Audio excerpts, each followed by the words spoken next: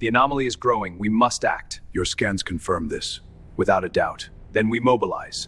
The autumn All sun batteries, filtered through target their classroom command windows ship. at Colorado Fire! Springs Locked, sir. Elementary, casting Direct long hit. shadows Brace for across impact. rows of small desks, where 23 eight-year-olds hunched over construction paper and crayons. Their weekend art projects covered topics ranging from my family to what I want to be, with the expected chaos of childhood creativity. Lyra Corin sat in the back corner, her red hair catching the light like copper wire, her green eyes fixed on the drawing taking shape beneath her small hands. While other children sketched stick figures and houses with triangle roofs, Lyra's work showed something different, something geometric, angular, brutal in its functionality. A spaceship, not the sleek rockets of NASA posters or the fantasy vessels of Saturday morning cartoons.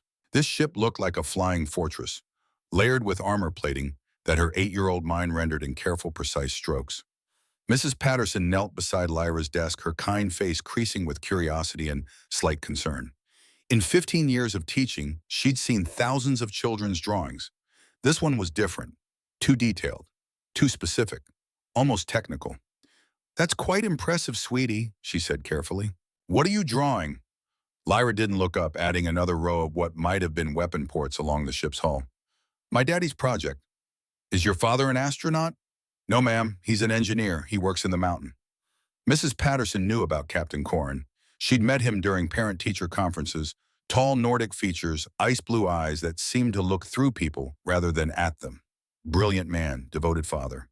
Intense in a way that made parents uncomfortable and principals nervous. "What kind of project?" she asked, though part of her already knew she wouldn't understand the answer. Lyra finally looked up, her green eyes meeting her teacher's with unsettling directness. "He's building this. He says bad people might come from the stars. He's making sure we're ready." Before Mrs. Patterson could formulate a response that balanced encouragement with gentle reality checking. The PA system crackled to life.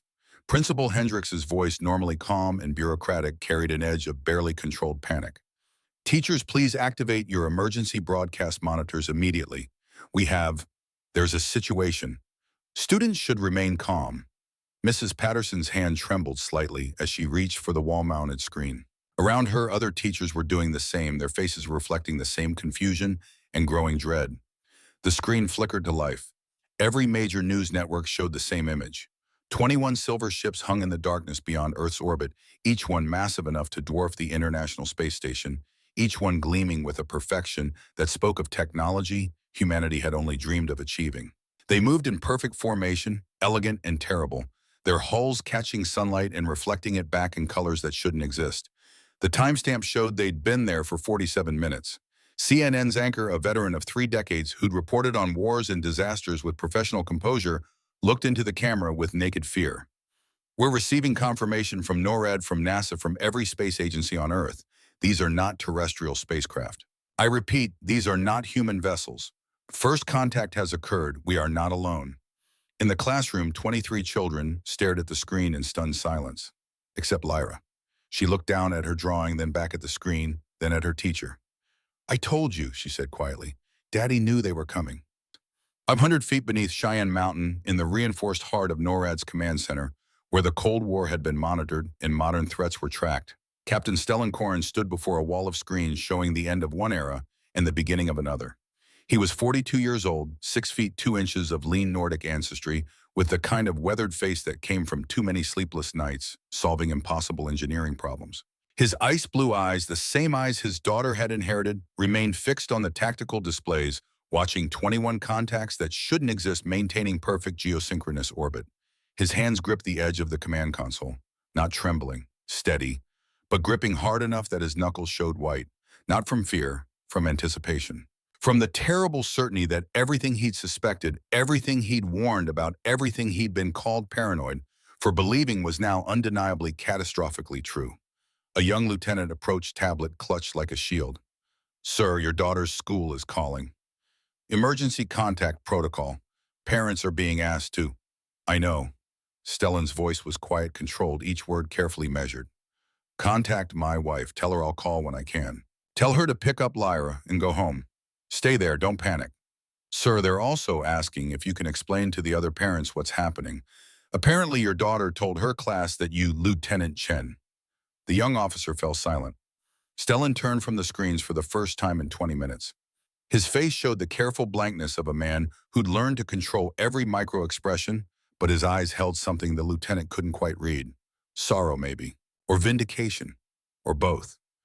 Tell them, Stellan said quietly, reaching for his phone and pulling up a photo Lyra gap-toothed and grinning perched on his shoulders at Garden of the Gods last summer, that her father is doing exactly what he told her he would do, keeping her safe. He pocketed the phone as the tactical display erupted in cascading alerts. Contact! The sensor officer's voice cracked on the word. They're adjusting orbit, moving to communications range. We're being hailed. All frequencies. Every frequency we have, sir, audio-visual data streams. They're broadcasting in multiple languages simultaneously. English, Mandarin, Spanish, Arabic. Put it on main screen. The wall of monitors coalesced into a single massive display. Static resolved into an image that would burn itself into human consciousness, that would be replayed in history classes for generations, that would mark the precise moment humanity learned it was not alone in a vast and different universe. The face that appeared was alien, yet disturbingly familiar in its basic structure. Bilateral symmetry, two eyes though they gleamed like molten gold, with slated pupils that spoke of predator ancestry. A mouth though the lips were thinner than human, pulling back to reveal teeth that had evolved for rending meat. Skin covered in fine scales of deep azure shot through with veins of bioluminescent silver that pulsed in slow rhythmic patterns. The bone structure was wrong, too narrow, too angular, arched with ridges along the temples and jaw that might have been decorative or functional. The neck was longer than human proportions suggested it should be. The ears were absent, replaced by subtle membranes that flexed as the being processed sound. Not human, but not so alien that the two species couldn't recognize sentience in each other's eyes. When it spoke, the voice came through, translated into flawless English, with an accent that sounded vaguely British, as if the being had learned human language from BBC World Service broadcasts. Inhabitants of the planet you designate Earth. The golden eyes seemed to focus directly through the screen, assessing, judging, finding something wanting. I am Admiral Zephyros of the Solarian Empire, First Fleet, Fourth Expansion, acting under the direct authority of Emperor Solarius, eternal ruler of 1,247 worlds, spanning 12 sectors of this galaxy. A pause. The bioluminescent patterns along his scaled skin pulsed faster, perhaps indicating some emotion humans had no reference for. Your world has been observed. Your species has been evaluated according to the standards established by the Empire over 6 millennia of galactic civilization. We come bearing an offer of protection, of advancement, of welcome into the greatest confederation of sentient species this galaxy has ever known. Admiral Zephyros leaned forward slightly, and for just a moment, something that might have been genuine curiosity flickered across those alien features. 3 months ago, one of our scout vessels entered your stellar system to conduct preliminary evaluations. You responded with surprising aggression, crude electromagnetic pulse technology, but effectively deployed. You damaged an Imperial vessel. This is unprecedented for a species at your developmental stage. The golden eyes narrowed fractionally. We are impressed. The Empire values potential, and you have demonstrated potential. Submit peacefully to Imperial oversight, accept our guidance, and within a single generation, your species will advance centuries beyond your current primitive state. You will have access to technologies that will eliminate disease, extend life, reach the stars. Another pause, longer this time. The patterns on his skin shifted to a color somewhere between orange and red. You have one standard solar cycle, approximately 24 of your hours, to transmit your response. Choose wisdom. The alternative would be regrettable. The transmission ended. For 5 full seconds, nobody in NORAD's command center moved. 200 people, military and civilian, holding their collective breath as the implications crashed over them in waves. We are not alone. They are more advanced. They want us to submit. We have 24 hours. Then Stellan Corrin smiled. It was not a happy smile. It was not triumphant. It was the smile of a man who had spent 3 months, 97 days to be precise, building something impossible, who had argued and cajoled and nearly lost his career, convincing people to take an insane gamble, who had kissed his daughter goodbye every morning knowing he might be spending humanity's last free days with her. It was the smile of a man who'd been preparing for this exact moment and was grimly satisfied to discover his paranoia had been justified. Open a response channel, he said. All frequencies. I want Admiral Zephyros to hear this personally. Sir, General Theron Cade, the grizzled commander of North American Aerospace Defense, stepped forward. Shouldn't we consult with Washington? The president? The president gave me operational authority 97 days ago when we started the Defiance Protocol, General. We discussed this scenario specifically. If first contact occurred before completion, I was authorized to respond. Stellan's ice blue eyes never left the screen. Open the channel, Lieutenant. The communications officer's hands flew across her console. Channel open on all frequencies, sir. Broadcasting. Stellan straightened his uniform jacket, a gesture of habit more than necessity, since the alien would see only his face. He looked directly into the camera, knowing that somewhere in the dark between Earth and Moon, golden eyes were watching. Admiral Zephyrus. His voice was calm, professional, carrying none of the fear that any rational human should feel when addressing a being representing an empire of over 1,000 worlds. I am Captain Stellan Corrin, United Earth Defense Command, speaking with authorization from 47 allied nations. He let that phrase hang in the air for a moment. 47 nations, not one country scrambling in panic, not a divided planet of competing powers. 47 nations coordinated, unified, presenting a single voice. We received your offer. We appreciate the courtesy of your communication, but Earth must respectfully decline Imperial protection. A pause. Stellan's expression remained neutral, but his next words carried weight. 3 months ago, your scout vessel entered our solar system without permission and refused all requests to leave. We asked politely. We asked firmly. Finally, we made our request. More emphatic. I believe you remember that encounter, Admiral. The faintest hint of something not quite satisfaction, not quite challenge, crossed Stellan's face. You said we showed potential. You're correct, we do. But what you didn't observe during those 3 months while you were presumably gathering your fleet and planning this visit is that we've been preparing as well. He gestured and split screens appeared behind him, showing data streams, energy signatures, construction logs from facilities that officially didn't exist. We didn't spend 3 months hiding and hoping you wouldn't return, Admiral. We spent them building, creating, innovating, using every advantage we could muster, every lesson we've learned from our own violent history, every ounce of ingenuity that our species possesses. Stellan leaned forward slightly, ice blue eyes boring into the camera. When you come back, and we know you will come back, you'll discover that Earth is not quite as primitive as your evaluation concluded. We may not have your millennia of technological refinement. We may not have your empire spanning 1,000 worlds. But we have something else, Admiral. A pause. We have 3 months of preparation. We have 47 nations working together for the first time in human history. We have the knowledge that we're fighting for our right to choose our own future. And we have absolutely no intention of kneeling. His voice dropped, became almost conversational. So when you return with your fleet, and please don't insult my intelligence by pretending you won't know that you won't find the primitive species you cataloged 3 months ago. You'll find humans who've made every single day count. Stellan nodded to the communications officer. The channel closed. The command center remained silent for perhaps 10 seconds before erupting into barely controlled chaos. Calls to the White House, to the Pentagon, to NATO headquarters, to the United Nations. The machinery of global response grinding into motion with ponderous urgency. But Stellan Corrin was already moving toward the elevator that would take him deeper into the mountain, to the levels that didn't appear on any official schematic, where 3 months of frantic round-the-clock construction had transformed theoretical designs into brutal reality. He pulled out his phone as the elevator descended, dialing home. Mira answered before the first ring finished. I saw. The whole world saw. Is Lyra? She's fine, drawing more pictures of your ship. Won't stop. Stellan, is it really? Yes.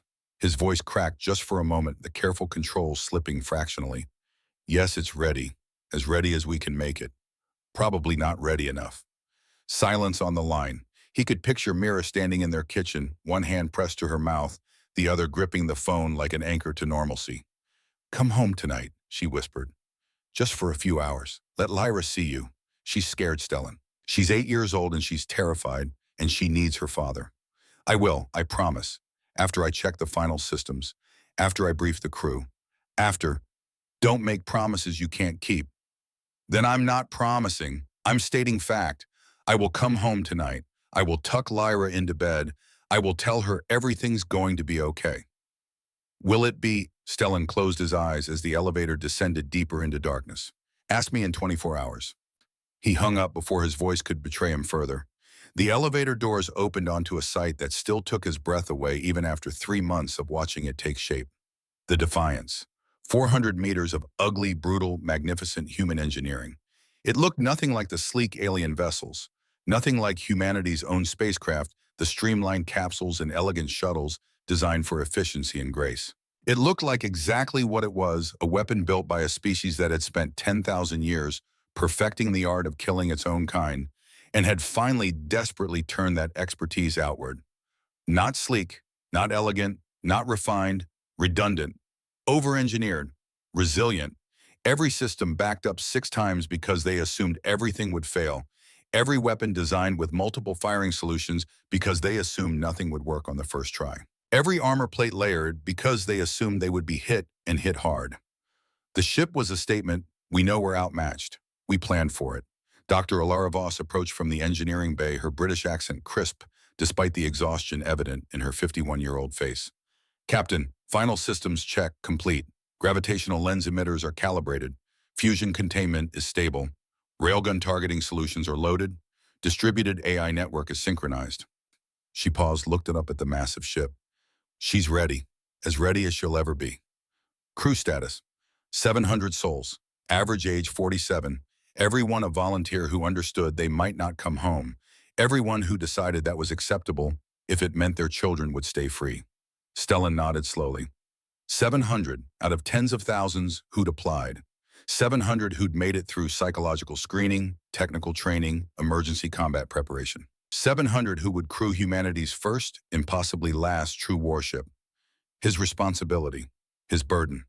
How long until we can launch? Physically 12 hours. But Captain, Alara's voice softened. Go home, see your family. The ship will be here when you get back. Lyra won't always be 8 years old and needing her father. Stellan looked at her sharply. How did you? Because I have a daughter too. She's 23 now. I missed too many of her childhood moments for projects that seemed critical at the time. Don't make my mistakes. He stood there for a long moment, torn between duty and family, between the 700 who would depend on him and the one person who depended on him more. 4 hours, he said finally. I'll take 4 hours. Then I'm back. Fair enough. The drive home felt surreal. Traffic was snarled, people flooding stores for supplies no one needed, panic buying driven by instinct rather than logic. Some stores had closed entirely, owners going home to families. Others stayed open, charging triple prices for bottled water and canned goods. The world was ending or beginning or both, and no one knew how to respond. Stellan parked in his driveway in suburban Denver and sat for a moment, hands still on the wheel, gathering himself. The front door opened before he could reach it. Lyra crashed into him, 8 years old and all elbows and knees and desperate hugs. Daddy! He lifted her, held her tight, buried his face in her red hair, and allowed himself this one moment of pure father-daughter connection before duty called him back. Hey, sweetheart, I'm home. Are the aliens going to hurt us? Direct, honest. She'd always been like that, cutting through pretense to the core of things. They're going to try to make us do what they want, he said carefully, carrying her inside where Mira waited. But Daddy's not going to let them. Because you built the ship. Because I built the ship. Because 47 countries helped. Because a lot of very smart people spent 3 months making sure we had a way to say no and make it stick. Lyra pulled back to look at him with those green eyes, so much like her mother's, but with his own intensity behind them. Will you have to fight them? Maybe. Will you be safe? I'll be careful. That's not the same thing. Mira laughed, a sound edged with hysteria. She's got you there. They sat together on the couch, the three of them, Lyra between her parents, watching news coverage that repeated the same images over and over. The alien ships, Admiral Zephyros's message, Stellan's response. Experts speculating wildly about alien intentions, human capabilities, the probability of war or peace. Turn it off, Stellan said finally. Mira did, and silence filled the house. Real silence, not the background hum of television panic. Tell me a story, Lyra said, like when I was little. You're still little. Tell me anyway. So Stellan told her about the time humanity went to the moon, about brave men in primitive spacecraft who looked at the impossible distance between Earth and Luna and decided to try anyway. About how they succeeded, not because they had perfect technology, but because they prepared for everything to go wrong and then improvised when it inevitably did. about how being human meant facing the unknown and choosing to move forward despite fear. Lyra fell asleep on his chest halfway through, her breathing slow and even. "You should put her to bed," Mira whispered. "In a minute. Stellan, if you don't come back." "I will." "You can't promise that." "Then I'm making an impossible promise." It wouldn't be the first time humans attempted the impossible. He carried Lyra to her room, tucked her into bed, kissed her forehead. She stirred slightly, mumbled something about spaceships, settled back into sleep. Mira found him standing in the doorway watching their daughter sleep. "You need to go," she said. "I know, but not yet." "Not yet." They stood together in silence, watching Lyra breathe, memorizing this moment against the possibility that it might be the last normal moment any of them ever had. When Stellan finally left 2 hours later, driving back towards Cheyenne Mountain, and the ship that would either save humanity or prove inadequate to the task he carried with him, the weight of every father who'd ever gone to war. The difference was that this time the war would be fought not just for territory or ideology or resources. It would be fought for the right to choose, for the right to be human on humanity's own terms, for Lyra and 8 billion others who deserve to grow up free. The Defiance waited in its underground berth, brutal and ready. In 23 hours they would launch. In 24, Admiral Zephyros would have his answer. And the galaxy would learn what happened when an empire met a species that preferred death to submission. The alien scout ship had arrived on a Tuesday in late July, dropping out of faster-than-light travel at the edge of the solar system in a burst of energy that every radio telescope on Earth detected simultaneously. For 6 hours it hung there at the heliopause passive sensors, drinking in data about the third planet's primitive inhabitants. Then it moved inward, accelerating at rates that violated every law of physics humanity understood, crossing distances that should have taken months in mere hours. By the time it reached Mars orbit, every government on Earth was scrambling. Every news outlet was broadcasting the same grainy images. Every telescope was trained on the sleek silver teardrop that represented the end of humanity's cosmic solitude. The scout ship ignored all attempts at communication. It simply watched its sensors penetrating atmosphere and ocean and crust, cataloging everything. Population centers, industrial capacity, military installations, power generation, agricultural output. The complete inventory of a species about to be evaluated for imperial integration. Stellan Korn had been in a very different kind of meeting when the call came. Not NORAD, not any official military facility. A small research campus outside Colorado Springs funded by a black budget so classified that most members of Congress didn't know it existed, staffed by people whose expertise was so specialized they could barely explain their work to anyone outside their fields. The Extraterrestrial Technology Assessment Group. For 7 years, 15 scientists, engineers, and analysts had been meeting weekly to discuss anomalies. Small things, strange things, things that most people dismissed as glitches or coincidence or misidentification. The Voyager probe that stopped transmitting in 2018 then restarted 3 days later with its memory banks completely wiped. The Mars rover that photographed a perfect geometric cube, half buried in Martian regolith, then mysteriously malfunctioned before it could approach for closer analysis.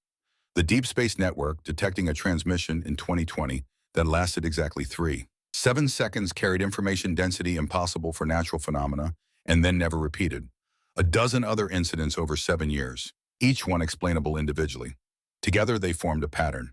Someone was watching Earth. Stellan and 14 other very smart, very paranoid people had been right. And being right might cost humanity everything. "It's here." Dr. Alara Voss burst into the conference room without knocking, tablet thrust forward. "The scout, it's actually here. Mars orbit, descending." The room didn't erupt in panic. These were scientists and engineers. They erupted in vindication. They'd been right, and now they had to figure out what to do about it. General Theron Cade stood at the head of the table, a bull of a man gone silver with age, but not soft, a veteran of 3 wars preparing for a 4th he'd prayed would never come. "Show me everything." The wall screen came alive with real-time feeds from observatories worldwide. The scout ship hung there in the black, its surface rippling with colors that didn't quite fit into Earth's visible spectrum, its movements precise and purposeful. Beautiful. Wrong. Terrifying. "What's it doing?" someone asked, voice tight. Stellan stood, walked to the screen, hands clasped behind his back in the pose of a man solving a complex engineering problem, which in a sense this was. "Cataloging us," he said after a long moment of analysis. "Look at the scan patterns. Systematic. Thorough. It's not just observing. It's taking inventory, building a complete picture of what we are, what we have, what we can do." Dr. Ilara Voss pulled up additional data streams. The energy signature is beyond anything in our reference database. The power generation alone suggests technology centuries beyond our current capabilities. And this is just a scout, a probe. Imagine what their actual warships must look like. The room fell silent as that implication sank in. General Cade's jaw worked for a moment before he spoke. Options. I need options. We can't fight it, someone said immediately. We don't have the technology.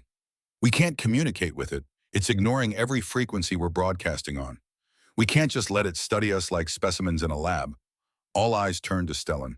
He continued staring at the screen for another 30 seconds, watching the alien vessel move with inhuman precision, processing implications and possibilities in the narrow path between submission and annihilation. We do have one advantage, he said quietly, one thing they won't expect. What's that?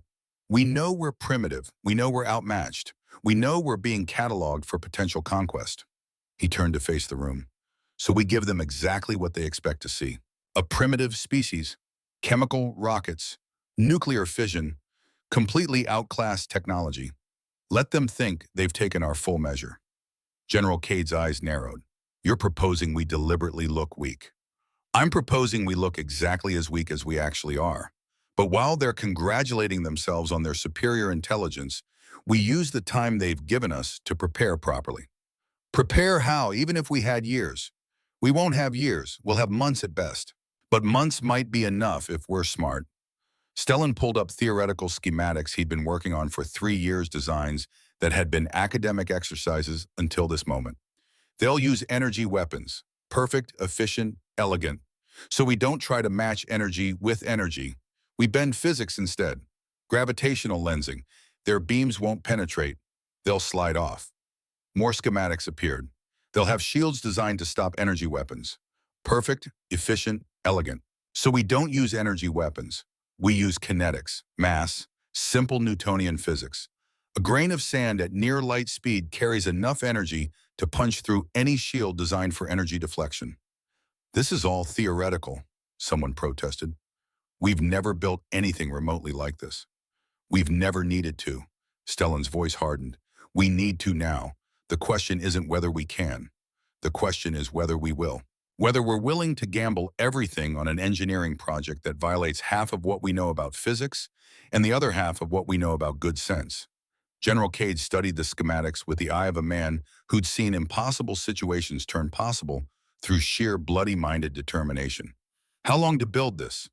With unlimited resources, no oversight, and every cooperative nation contributing their best people, 3 months.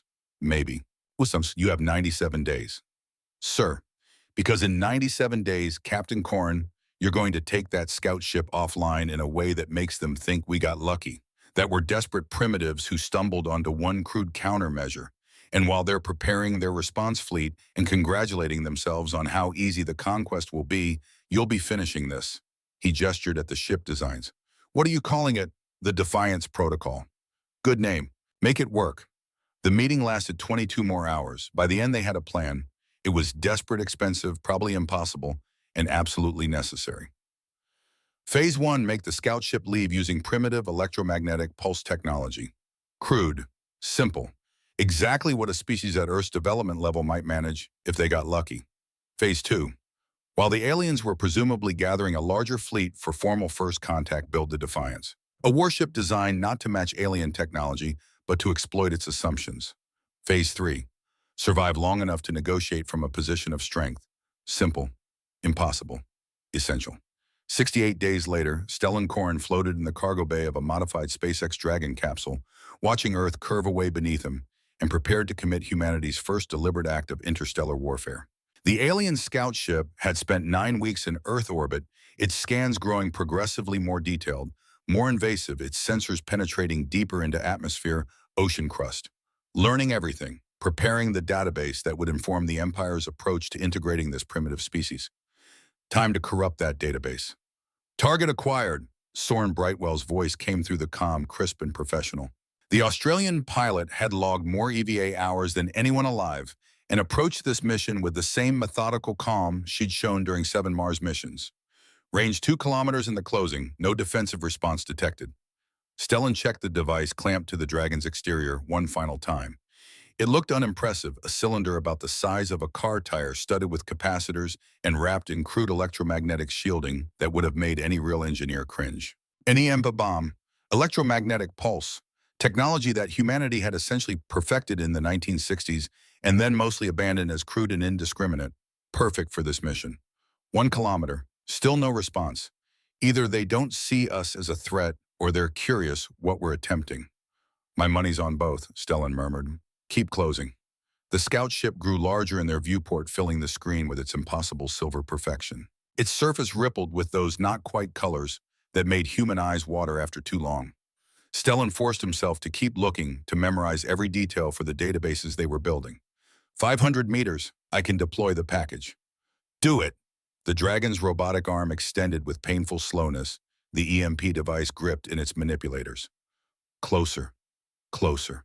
The alien hull filled their entire field of view, now close enough that Stellan could see microscopic details, what might have been sensor arrays or decorative etching or something beyond human comprehension. Contact.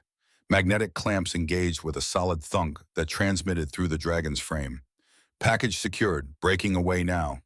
Thrusters fired, pushing them back. 100 meters, 200, 500, a full kilometer. Detonate on my mark, Stellan said. His finger hovered over the trigger. One chance. If the EMP failed, the aliens would know humanity had tried active resistance and failed. The element of surprise would be gone forever. If it succeeded, they'd have 3 months. Maybe. 3, 2, 1, mark. His finger came down. For a single instant, the EMP device generated an electromagnetic pulse strong enough to be detected on Earth's surface, strong enough to crash every unshielded electronic system within a 2-kilometer radius, strong enough to overwhelm the alien scout ship's perfectly refined systems that had been designed to handle energy weapons and particle streams, but had never encountered something as crude and brutal as an electromagnetic bomb detonating directly against its hull. Every light on the scout ship went dark simultaneously.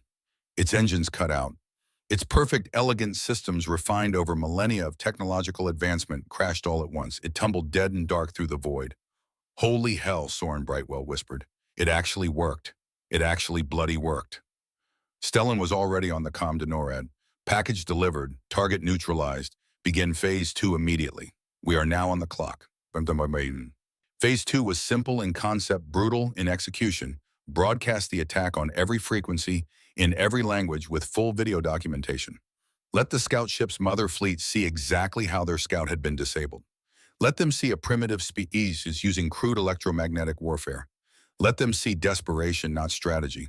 Let them underestimate Earth for 97 more days. The scout ship's systems came back online 43 minutes later, its autonomous repair protocols fighting through the damage, bringing backup systems online, purging corrupted data. It limped away from Earth orbit without completing its survey. Its evaluation of humanity logged as species, Homo sapiens technological level, primitive late industrial/early information age, threat assessment minimal integration, difficulty low recommendation, standard diplomatic overture backed by military superiority, expect submission within 1 standard cycle. Note, species demonstrated unexpected resistance with crude EMP technology. Recommend overwhelming force to prevent further resistance. Admiral Zephyros, receiving the report 3 light-years away aboard the Imperial flagship Sovereign Fist, read it 3 times. Primitive species, crude technology, minimal threat, recommendation overwhelming force. 20 battlecruisers should suffice, more than enough to make submission inevitable while not risking valuable Imperial resources on what should be a straightforward integration. He began assembling his fleet. And on Earth, Stellan Korin descended through the atmosphere, through the clouds, back to solid ground, where his daughter waited to ask if he'd seen the aliens. Not up close, sweetheart, he told her, lifting her into his arms in their driveway, while neighbors gawked and news helicopters circled overhead. But I did just give them a very strong message about leaving us alone. Did they listen? For now, but they'll be back. Will you be ready? Stellan looked over Lyra's red hair, at the news vans, at the neighbors filming on their phones, at the world that had just learned it wasn't alone in the universe. We will be. 97 days. That's all we need. Mira appeared in the doorway, and Stellan could see in her astrophysicist's eyes that she'd done the math. 97 days to build something that should take years. To unite nations that had spent centuries in conflict. To create weapons that existed only in theory. Don't make promises you can't keep, she said quietly. Then I'm not promising, Stellan replied. I'm stating objective. We have 97 days. We're going to make them count. And deep beneath Cheyenne Mountain, construction accelerated to a pace that violated every safety regulation and good engineering practice humanity had ever developed. The Defiance began to take shape. Day 14 of construction. The Defiance existed only as a skeletal framework, titanium bones arranged in a shape that looked more like a mistake than a spaceship. Workers from 47 nations moved through the underground berth in carefully choreographed chaos welding wiring, arguing in a dozen languages about load-bearing calculations and power distribution networks. Stellan Koren stood on a gantry 300 feet above the construction floor, watching Japanese engineers install the first fusion containment module, while German physicists argued with Indian software specialists about distributed AI architecture. Dr. Ilara Voss found him there, tablet in hand, exhaustion evident in every line of her face. We have a problem. Which one? We have 17 critical problems as of this morning's briefing. 18 now. The ceramic composite for the armor plating is cracking under stress tests. The Brazilian team says we need to adjust the mineral ratios, but that means refabricating 12,000 individual plates. That's 3 weeks minimum. We don't have 3 weeks, we have 83 days. I'm aware of the timeline, Captain. Ilara's British accent sharpened with frustration. I'm telling you the physics won't cooperate. The material fails at the temperatures we need it to withstand. Stellan stared down at the skeletal ship, mind racing through alternatives. What if we don't try to prevent the cracking? What if we design for it multiple layers, each one designed to ablate and crack and shed heat, protecting the layers beneath? That's actually brilliant. Crude but brilliant. Like everything else about this ship. She made notes on her tablet. I'll run the calculations. It might work. It has to work. We don't have time for might. Ilara hesitated then. Stellan, can I ask you something? Always. Why, you were a civilian aerospace engineer 3 months ago. Good at your job, certainly, but there are flag officers with decades more experience. Why did they put you in command of humanity's first warship? Stellan was quiet for a long moment, watching the construction continue below. Because the flag officers think in terms of what's possible within regulations and established doctrine. This ship violates both. It violates physics in 6 different ways. It's over-engineered to the point of absurdity. Every established aerospace principle says it shouldn't work. And I'm the one who's been arguing for 7 years that we need to think differently. That if we ever met aliens, they'd have different technology, different assumptions, different weaknesses. The brass thinks I'm crazy, but they're willing to bet humanity's future on my particular brand of crazy because conventional thinking got us exactly nowhere. He turned to face her directly.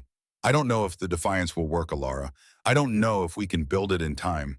I don't know if we'll survive contact with an empire that's conquered over 1,000 worlds. But I know that doing nothing means submission. And I'd rather die trying the impossible than live knowing I didn't try at all. Ilara nodded slowly. Then let's get back to making the impossible work, starting with armor that's designed to fail properly. Day 31 of construction, halfway through the timeline, and less than 1/3 complete. The international crew was showing strain, engineers working 18-hour shifts, mistakes happening from exhaustion. 2 serious accidents in the past week, one worker with a broken arm, another with severe burns from a welding mishap. General Cade called an emergency meeting. We're behind schedule, he said without preamble. At current pace, we'll have maybe 60% of systems operational when Admiral Zephyros returns. That's not enough. We're doing everything humanly possible, someone protested. Then we need to do what's inhumanly possible. Cade's voice was flat. I've authorized draft protocols. We can pull another 10,000 skilled workers from civilian sectors. Force them to work on this project. Stellan stood abruptly. No. Excuse me. I said no, General. We're not drafting people into this project. Captain Koren, I understand your idealism, but this isn't idealism. It's pragmatism. Stellan's ice blue eyes were hard. Every person working on the Defiance right now is a volunteer. They're here because they chose to be. Because they understand what we're building and why. Forced labor will give us bodies, but it won't give us the commitment we need. We need speed. We need quality. This ship has to work perfectly the first time because there won't be a second chance. I'll take 700 committed volunteers over 70,000 conscripts any day. The room was silent. Finally, Cade nodded. Your ship, your call. But if we're not ready when they come back, we will be. Not because we force people to work faster, Because we inspired them to work smarter. After the meeting, Stellan made an announcement to the entire construction crew. All 3,000 of them gathered in the main berth looking up at him, standing on the gantry.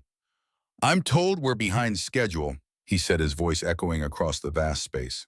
"I'm told we might not finish in time. I'm told we need to work faster, longer, harder." He paused. "I'm not going to ask you to do any of that. You're already giving everything you have. What I'm going to ask is this: work together. The Japanese fusion teams share everything with the Germans. The Brazilian metallurgists teach the Indians everything you know. The American software engineers collaborate with the Chinese instead of competing." His voice strengthened. "This ship represents something that's never happened in human history. 47 nations building something together, not for profit or prestige, but for survival. Every weld you make, every circuit you install, every line of code you write, that's you saying that humanity deserves to remain free, that we choose our own future." Stellan gestured at the skeletal framework behind him. "She's not pretty, she's not elegant, but she's ours. Every nation represented here has contributed something essential. No single country could build this. But together, we're building something that's going to look an empire in the eye and say no, and mean it." The applause started slowly, then built to a roar. Construction accelerated, not because people worked longer hours, but because they started teaching each other instead of hoarding knowledge.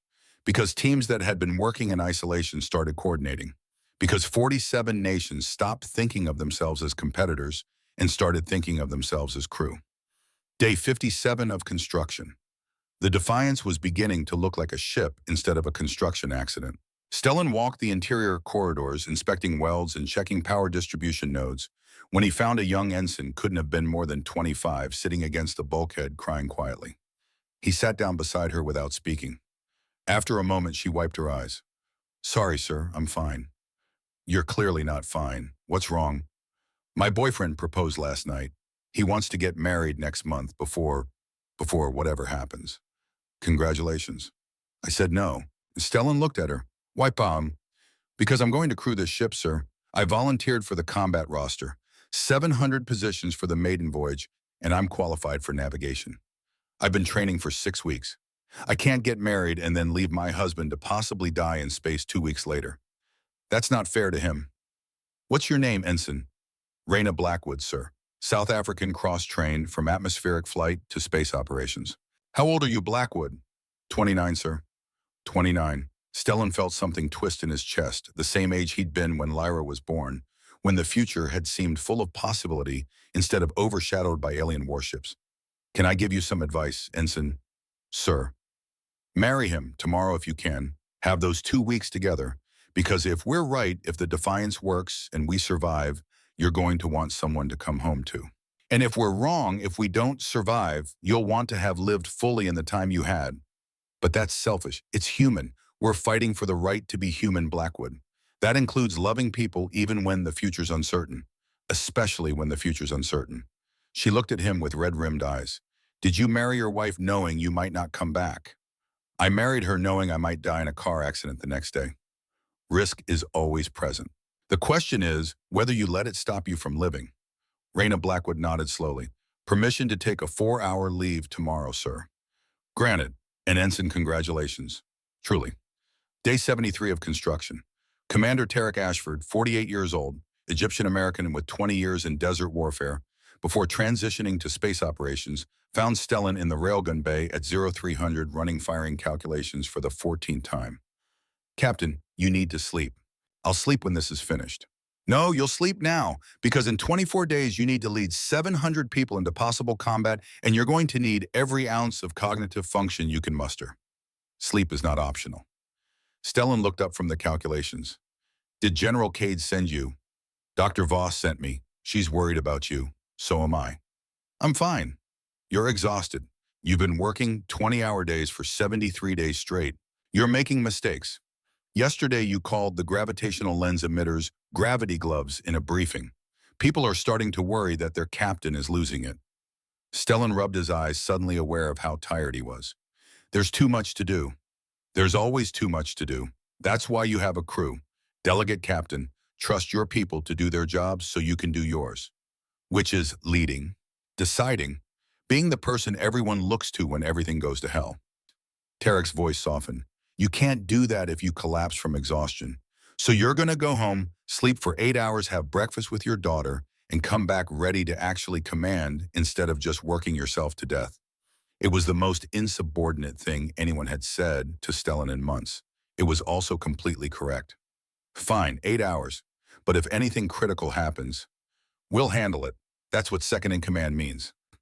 Stellan drove home as dawn broke over Denver, the city just beginning to stir. The world had changed in 73 days. Panic had faded into grim determination.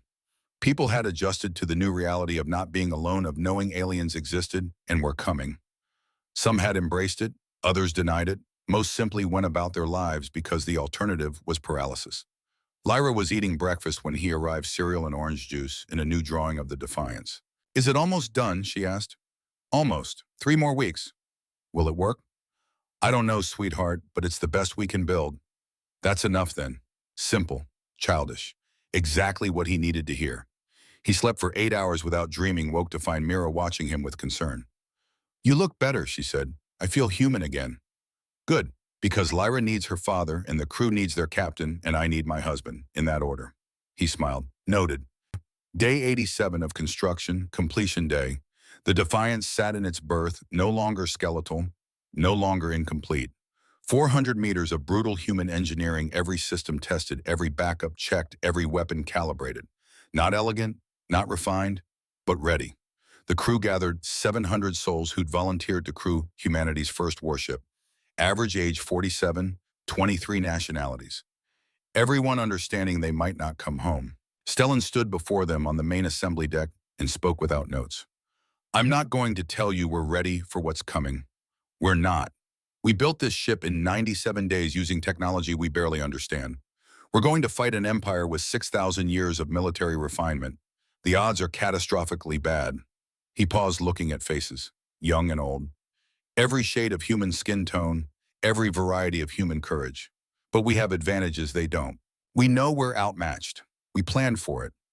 Every system on this ship has 6 backups because we assume everything will fail. Every weapon has multiple firing solutions because we assume nothing will work on the first try. We designed the Defiance not to be perfect, but to survive being imperfect. His voice hardened. More importantly, we have something the Empire doesn't. We have 97 days of 47 nations working together. Of people setting aside centuries of conflict to build something none of us could build alone. Of choosing unity over division because survival demanded it. Stellan gestured at the ship surrounding them. This vessel was built by hands from every continent: Japanese engineering, German physics, Brazilian metallurgy, Indian software, American systems integration, British materials science, African mathematical modeling, Asian manufacturing, every piece essential, every nation critical. Oh, he let that sink in. When we launch tomorrow, we're not going as Americans or Germans or Japanese or Nigerians. We're going as humans, as a species that spent 10,000 years learning how to kill each other and finally desperately decided to direct that expertise outward, to protect instead of destroy, to defend instead of conquer. His ice blue eyes swept across 700 faces. Admiral Zephyros is coming back. He'll have 20 ships, maybe more. He'll expect easy submission. He's going to be surprised. And when he asks how we built this so fast, how we unified so completely, how we're even capable of resisting, you tell him this. Stellan's voice dropped, became almost conversational. Tell him that humans are very good at doing impossible things when our freedom depends on it. Tell him that we've fought too hard for too long to determine our own future to surrender it now. Tell him that we would rather die as free humans than live as imperial subjects. Silence in the assembly deck. Then someone started clapping. Others joined. Within seconds, 700 people were applauding, not the speech, but the commitment it represented. The commitment to try, to resist, to defy. They launched 16 hours later, the Defiance rising from its underground berth on pillars of fusion fire, climbing through atmosphere, breaking free of Earth's gravity, pointing its ugly, brutal, magnificent bulk toward the stars, toward the appointment with destiny that was now less than 8 hours away. The Imperial Council chamber on Zarathus Prime stretched 300 meters from floor to vaulted ceiling, its walls carved from crystalline rock that had taken 50 generations to mine and shape properly. Light from 3 suns filtered through it, casting assembled counselors in shifting bands of violet and gold. Emperor Solarius sat upon the eternal throne, his massive 3-meter frame draped in robes that pulsed with bioluminescent patterns of deep crimson. At 10,000 years old, he had witnessed the rise and fall of civilizations, the extinction of species, the birth of stars. He had ruled the Solarian Empire for 6 millennia with absolute authority. Until now, that authority had never been questioned. Admiral Zephyros stood at attention before the throne, his azure scales pale with stress, his golden eyes focused somewhere past the Emperor's shoulder. He had delivered his report 3 times. Each retelling met with the same stunned silence. "Explain again," Emperor Solarius said, his voice like grinding stones, "how a primitive species disabled one of our scout vessels." "Electromagnetic pulse technology, Your Majesty. Crude but effective. They attached a device directly to the hull and detonated it. The pulse overwhelmed our systems temporarily. And this weapon, it's primitive.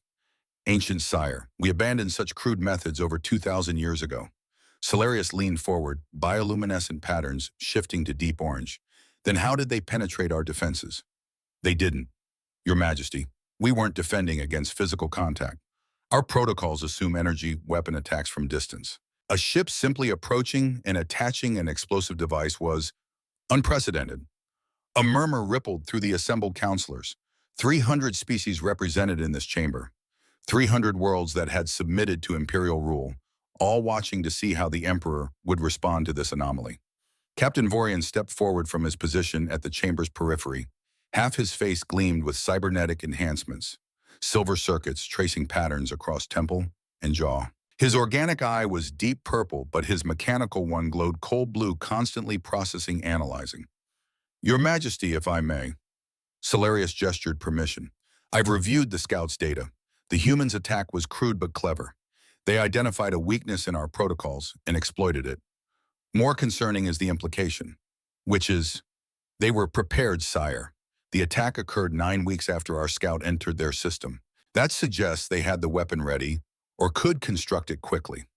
Either option indicates forethought we don't typically see in species at their developmental stage." The Emperor's patterns flared bright red. "You're suggesting these primitives anticipated our arrival." "I'm suggesting they're more observant than our assessment indicated. They may have detected our other scout missions in neighboring systems. They may have concluded that contact was inevitable and prepared accordingly." Solarius stood his massive frame, casting the chamber into shadow. "Then we send sufficient force to eliminate any possibility of resistance. Admiral Zephyros assemble a fleet, 20 battlecruisers, more than enough to overwhelm any defense they could mount." Zephyros's scales rippled, the Zerathian equivalent of a frown. "Your Majesty, perhaps negotiation." 20 ships, Admiral. You will offer them one final opportunity to submit peacefully. If they refuse, you are authorized to use whatever force necessary to secure compliance. But try not to exterminate them. A species clever enough to damage our scout might prove valuable once properly educated. "Yes, Your Majesty." As Zephyros turned to leave, Captain Vorian fell into step beside him. They walked in silence through crystalline corridors until they were alone. "You disagree with the Emperor's assessment," Vorian said quietly. "I disagree with underestimating any opponent. These humans damaged an Imperial vessel. That's never happened during first contact. They used technology we abandoned millennia ago. Hardly sophisticated." Zephyros stopped walking, turned to face the half-cybernetic strategist. "You're the best tactical mind in the Empire, Vorian. You've never lost a battle. Tell me, when was the last time an opponent surprised you?" Vorian's mechanical eye whirred, focusing and refocusing. "The Krell uprising, 43 years ago. And how did that end? Poorly, for the Krell, but not before they cost us 17 ships and 12,000 lives. Because we underestimated them." "Exactly." Zephyros's golden eyes held steady. "These humans surprised us once. I intend to ensure they don't surprise us again." "Then perhaps I should accompany your fleet. A second perspective. One organic, one mechanical. I was hoping you'd volunteer." 3 months later, Admiral Zephyros's fleet dropped out of faster-than-light travel at the edge of Sector 7, a neutral zone of space 3 light-years from Earth. 20 battlecruisers arranged themselves in perfect formation, each one a masterwork of elegant engineering, sleek hulls that seemed to flow rather than fly. Energy signatures so refined they barely disturbed background radiation. Weapons ports glowing with barely contained power. Beautiful, deadly, certain of victory. Zephyros stood on the bridge of his flagship, the Sovereign Fist, watching scanners for the human response. Beside him, Captain Vorian's mechanical eye processed data streams invisible to organic vision. They're approaching, Vorian said. Single vessel, range 40,000 kilometers and closing. On screen, the view screen flickered to life, and both officers simply stared. The human ship was nothing like what they'd expected. Where Imperial vessels flowed, this one plowed. Where they gleamed, this one glowered. It looked less like a spacecraft and more like a flying fortress, a brutal declaration of intent carved from metal and ceramic composite. What is that? Commander Krell Zephyros' second officer breathed. Vorian's organic eye narrowed while his mechanical one zoomed in, analyzing. Multi-layered armor plating, at least 6 layers deep. I'm reading 12 separate fusion cores, not one centralized reactor. Distributed computer systems, no single processor I can detect. Redundant power grids.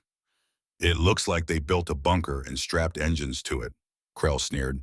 It looks, Zephyros corrected quietly, like they built something that expects to take damage and plan to survive it. The human ship Defiance, according to transponder signal, slowed to a stop 30,000 kilometers from the Imperial formation. Far enough to run if needed, close enough to talk and to fight. Open a channel, Zephyros ordered. The view screen split. On one side, the Defiance hung in darkness. On the other, a human face appeared. Stellan Korin looked exactly as Zephyros had imagined from studying Earth's broadcasts. Young by Imperial standards, barely into his 5th decade, but with eyes that held the weight of understanding what came next. Nordic features, ice blue eyes, the kind of calm that came from accepting terrible possibilities. Admiral Zephyros, Stellan said. His voice was steady, professional. You asked me to come. I'm here. Captain Korin, thank you for accepting my invitation. Zephyros gestured at the formation surrounding him. You'll forgive the escort. The Emperor insists on proper protocol. 20 battlecruisers seems like substantial protocol for one primitive species. A flicker of something respect amusement crossed Zephyros' scaled face. You disabled our scout. The Emperor was impressed and concerned, perhaps both. And you, Admiral, what are you? Zephyros considered the question carefully. Curious. Your vessel is unlike anything in our database. The design philosophy is aggressively defensive, paradoxical but effective looking. We call it deterrence. You built this in 3 months. We built this in 97 days with help from 47 nations working together. Not one country, Admiral. One planet. United. That clearly surprised Zephyros. His bioluminescent patterns flickered yellow. Your species has a reputation for division, conflict, centuries of wars. We do, but we learned something from those wars. What's that? Stellan leaned forward slightly. That we fight better together than apart, and that sometimes the only way to keep peace is to be very, very prepared for war. Silence stretched between them, broken only by the soft background hum of electronics and bridge crews breathing on both sides. Finally, Zephyros spoke again. Captain Korin, I am authorized by Emperor Solarius to extend one final offer. Submit to Imperial protection peacefully. Your species will be granted junior partnership status. Protected, guided, given access to technologies that will advance your civilization by centuries. In exchange for your autonomy, your independence, your right to make decisions for yourselves without Imperial oversight. That's what I thought. Stellan's expression didn't change, but his voice dropped half an octave. Admiral, my daughter is 8 years old. Her name is Lyra. She has red hair and green eyes, and she draws pictures of spaceships in elementary school. Last week, she asked me if aliens would try to make us not human anymore. Zephyros found himself leaning forward despite himself. I told her, Stellan continued, that being human means making our own choices, even hard choices, even choices that might cost us everything, and that I would never ever let someone take that away from her, or from 8 billion others, even if resistance means your destruction. Especially then, because survival without choice isn't survival. It's just existing, and humans don't exist, Admiral. We live, we choose, we remain free, or we die trying. The bridge of the Defiance was utterly silent behind Stellan, 700 people holding their breath. Then Zephyros said slowly, we have nothing more to discuss. We could discuss peace as equals instead of submission as subjects. We could discuss partnership instead of protection. We could discuss many things, Admiral, but not if you insist on treating us as primitives to be managed rather than people to be respected. The Empire does not negotiate with species who cannot demonstrate their worth. Then the Empire is about to get a demonstration. Stellan's hand moved to close the connection, but Zephyros raised one scaled hand. Captain, one question before we begin. Ask. Your ship's name, Defiance. You chose it deliberately. I did. Why? Stellan smiled, and it was not a kind expression. Because even if we lose today, Admiral, I want you to remember that we didn't surrender. We defied, and that matters more than you know. The screen went dark. For 10 seconds, neither fleet moved. Then Admiral Zephyros spoke 4 words that would echo through Imperial history. All ships, open fire. The first energy beams lanced across 30,000 kilometers of void in less than a tenth of a second. 20 battle cruisers unleashing perfectly coordinated salvos, their targeting computers calculating intersecting fire patterns that should have vaporized any vessel caught in the crossfire. The Defiance didn't vaporize. On the bridge, Stellan gripped his command chair as the gravitational lens emitters spun to full power. Shields active. What happened next would be studied by xenotechnologists for generations. The energy beams didn't hit the Defiance. They bent around it. Space itself warped in a carefully calculated bubble around the human ship, a distortion of gravity that treated photons and particles like water sliding off a curved surface. The beams that should have pierced the hull simply redirected, sliding off into empty space, dissipating harmlessly. On the Sovereign, Fist alarm screamed. "Status," Zephyros demanded. "Admiral, our weapons fire is being deflected. They're using some kind of gravitational manipulation to bend space around their vessel. Recalculate all ships, concentrated fire on a single point. 20 cruisers adjusted targeting. 20 weapon systems focused on 1 square meter of the Defiance's hull. The combined energy output was enough to crack a small moon. The beams converged. The beams bent. The Defiance sat in the center of a storm of firepower that should have annihilated it, taking no damage whatsoever. "This cannot be," Commander Krell whispered. Johannes Stellan's voice crackled over the open channel, calm as if discussing weather. "Your weapons are very impressive, refined over millennia, I'm sure. Perfect energy coherence, minimal waste, elegant." A pause. "Our turn." Panels slid open along the Defiance's hull. What emerged looked primitive to Imperial eyes: physical barrels, magnetic rails, the kind of kinetic weapon systems the Empire had abandoned 2,000 years ago as crude and inefficient. "They're using mass drivers," Krell laughed, "against energy shields." Vorian wasn't laughing. His mechanical eye had calculated the energy signatures building in those railgun assemblies, had measured the magnetic field strength, had extrapolated the potential velocity. "All ships," he said urgently, "evasive maneuvers. Now." Too late. The Defiance fired. 50 grams of tungsten carbide composite accelerated to 80% of light speed, crossed 30,000 kilometers in less than a heartbeat. The Imperial shields, designed to stop energy weapons by matching energy with opposing energy, offered no resistance to simple mass moving at relativistic velocity. The projectile punched through the shield of the cruiser. Radiant dawn, like it wasn't there, tore through the hull, through 3 interior bulkheads, and exited the other side before anyone aboard even registered they'd been hit. Atmosphere vented. Lights failed. The radiant dawn went dark and began to tumble. The Defiance fired again, and again. 3 more Imperial cruisers took catastrophic hits in as many seconds. One lost its main reactor, another lost propulsion. The third exploded its ammunition storage, struck by a projectile moving too fast to be stopped by anything except solid matter. "Evasive," Zephyros roared. "All ships scatter formation." The elegant battle group dissolved into chaos as 20 warships tried to maneuver away from an opponent that had just demonstrated it could kill them with impunity. On the Defiance, Stellan watched the tactical display with no satisfaction, only grim necessity. "Casualties," Tarek reported quietly.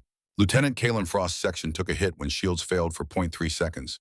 Direct energy beam penetration. Engineering Section 4. Stellan's hands tightened on his chair. "Survivors." "Checking now, sir." The battle continued. Chaos and fire and the mathematics of violence. 5 more Imperial ships disabled in 90 seconds of systematic targeting.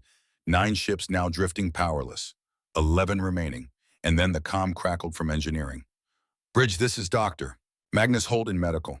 The 64-year-old surgeon's voice was tight with controlled emotion. "Section 4 casualties confirmed. Lieutenant Frost and 6 engineers. They didn't make it. Explosive decompression." Stellan closed his eyes. Kalen Frost, Canadian, 20 years reactor maintenance. Had a wife in Toronto and a son at McGill. Dead, 6 others with him, 7 souls in the first 30 seconds of combat. "Log their names," Stellan said quietly. "All 7, full honors." "Was Sir Bon?" Tarek said, "We have tactical advantage. Should we press?" "No, ceasefire. Let them regroup. Give Admiral Zephyros a chance to think about whether this is worth continuing." Across the void, Admiral Zephyros was thinking very hard indeed. 9 ships disabled, 700 Imperial crew dead or dying. The finest warships in the Solarian fleet rendered impotent by weapons technology so old it predated Imperial civilization. Simple physics, mass times velocity. Status report, he demanded. Radiant Dawn, Silent Observer, Crystal Wind, Eternal Grace, and 5 others all disabled, sir. Casualties still being compiled, but estimated at 400 minimum. Remaining ships are maneuvering to avoid engagement range. 11 ships left, against 1. And Zephyros found himself reconsidering every assumption he'd made about this engagement. Sir, Commander Krell snarled, we still outnumber the. We can overwhelm their weapons through attrition. Sacrifice a few more ships if needed. Sacrifice. Zephyros's voice was ice. You speak of sacrificing ships and crews as if they were game pieces, Commander. We're at war, are we, or are we engaged in a punitive expedition against a species that just proved they can kill us? Zephyros turned from the viewport. There's a difference. The Emperor commanded. The Emperor commanded that I secure this species' submission. He did not command that I waste Imperial lives in a battle we might not win. Krell's scales flushed dark purple with shock. Not win against one primitive ship. That primitive ship has disabled nearly half my fleet in 3 minutes of combat. I will not throw more lives away for pride. But even as he spoke, sensors detected new power fluctuations from the Defiance. Admiral, Vorian said quietly, their gravitational shielding is drawing enormous energy. Their fusion cores are running at maximum capacity.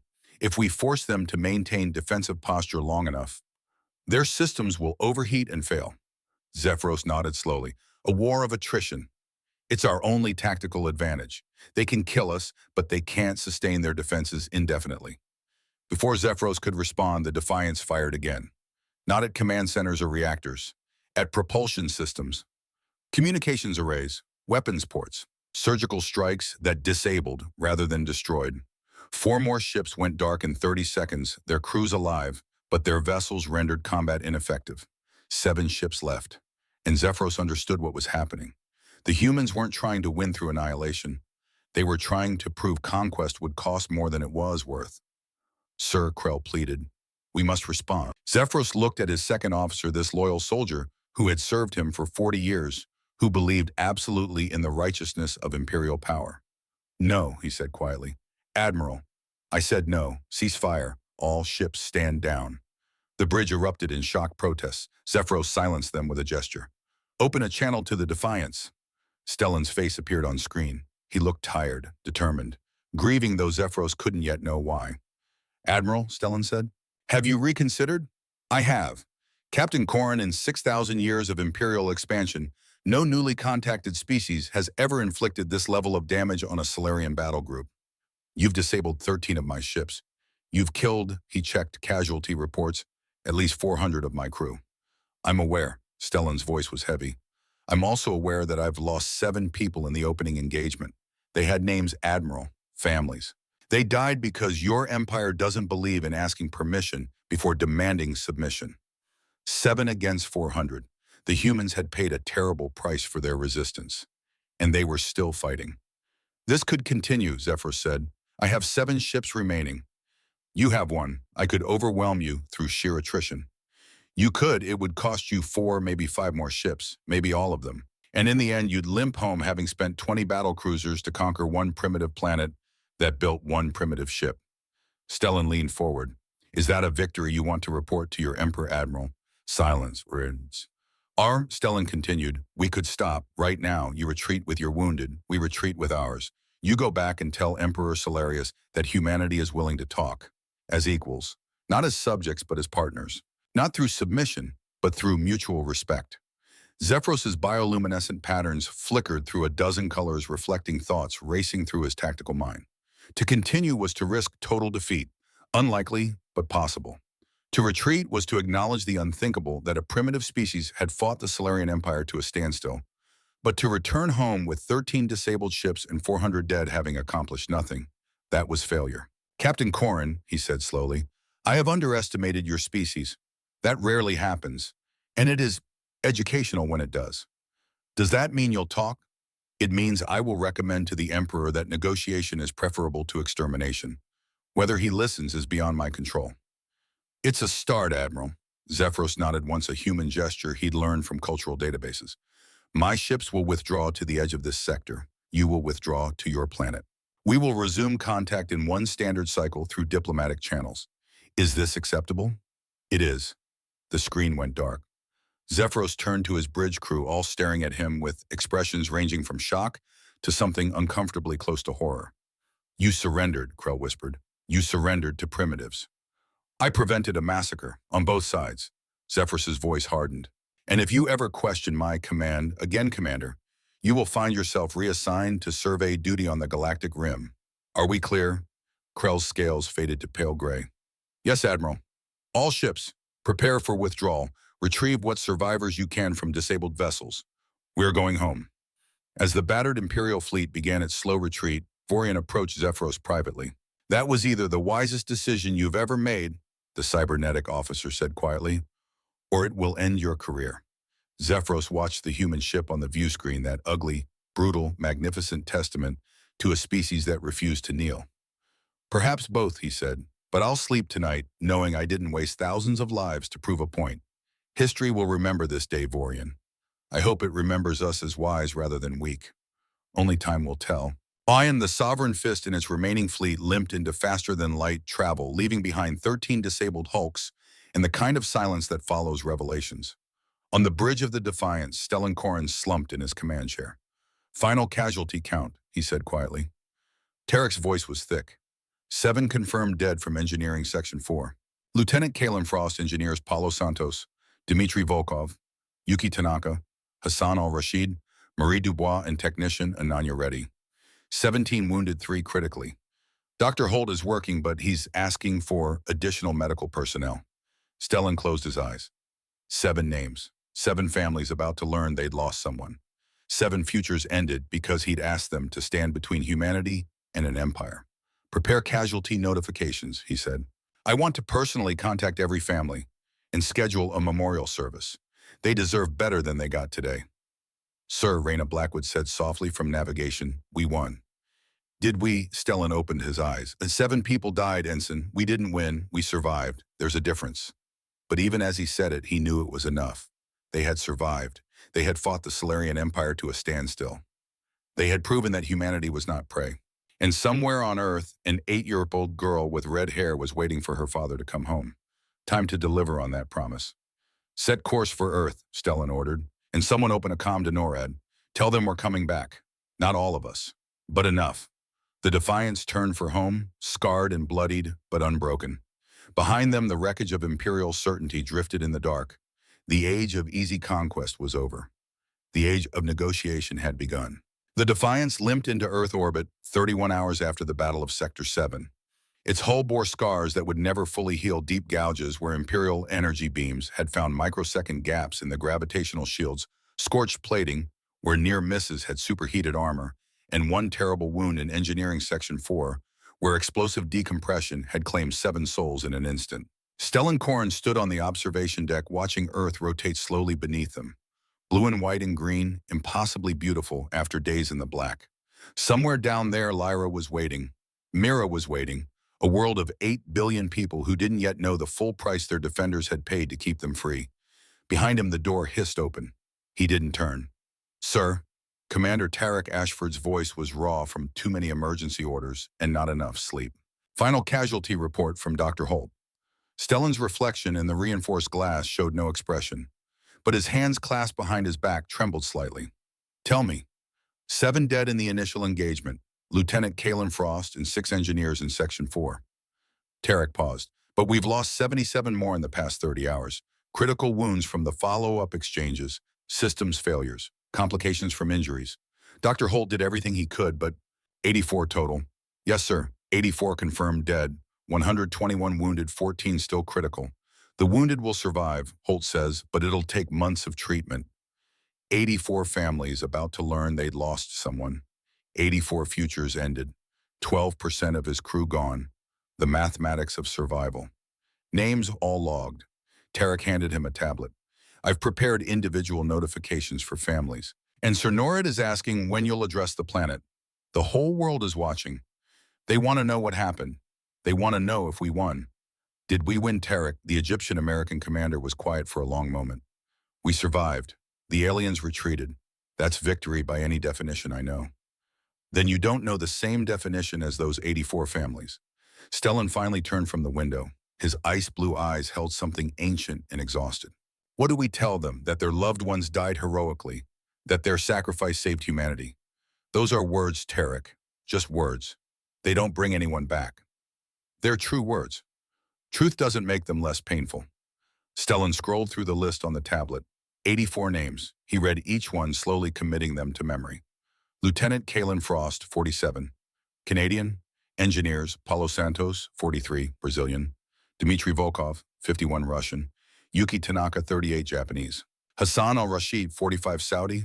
Marie Dubois, 49, French. Technician Ananya Reddy, 41, Indian. The first 7, dead in seconds. Then the others. Chief Engineer Lysander Quinn, 52, Irish-American, who'd held together the fusion containment system for 3 hours after it should have failed, buying time for others to evacuate before the radiation took him. Weapons Officer Darian Cross, 49, Jamaican British, who'd stayed at his post coordinating firing solutions, even as his station filled with toxic smoke from electrical fires. Dr. Magnus Holt, 64, Norwegian, the chief surgeon who'd worked for 41 consecutive hours treating wounded before his heart simply gave out. 84 names, 84 reasons this piece had to last. Schedule the memorial for 1 week from today, Stellan said quietly. Arlington National Cemetery, full honors. 23 nations represented among the dead. Every flag flies. Sir, the president wants you to speak. To the world, they need to hear from you. The world can wait. The families can't. I need to contact each one personally before any public statement. They deserve to hear it from me first, not from a broadcast. Tarek nodded. I'll arrange the calls. And sir, the crew is asking about you. They need to see you. They need to know their captain is okay. I'm not okay, Tarek. 84 people died under my command. But I'm functional. That'll have to be enough.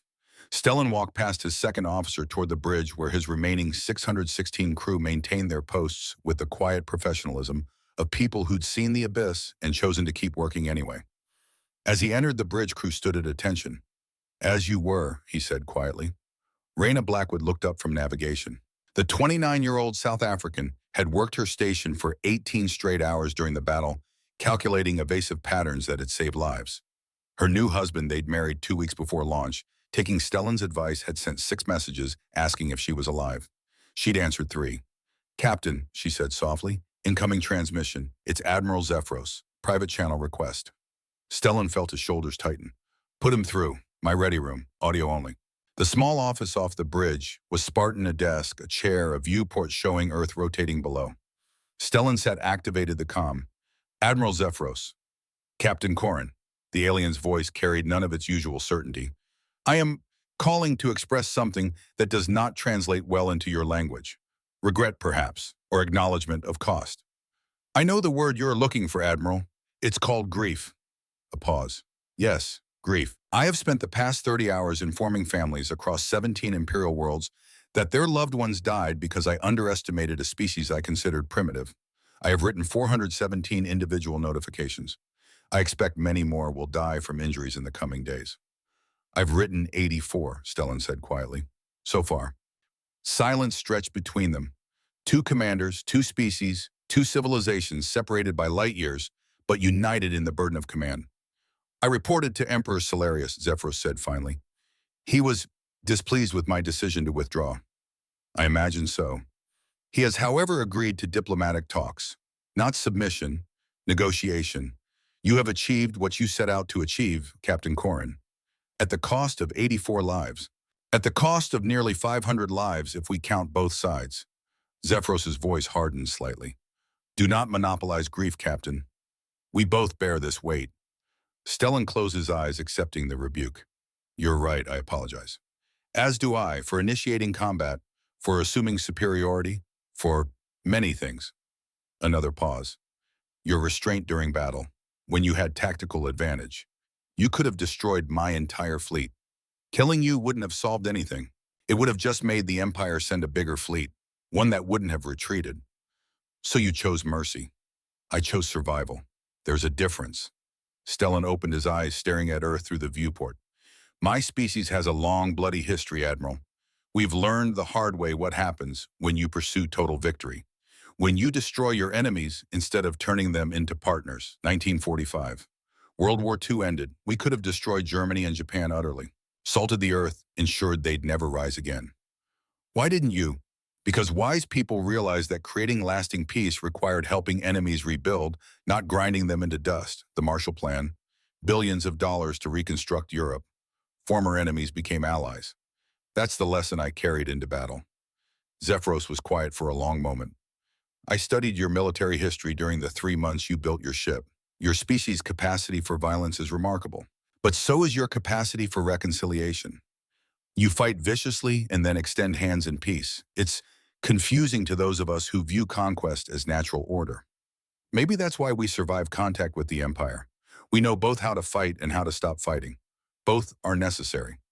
I will convey this to the Emperor, along with my strong recommendation that we approach humanity not as subjects to be managed, but as partners to be respected. Whether he listens is beyond your control. You said that before.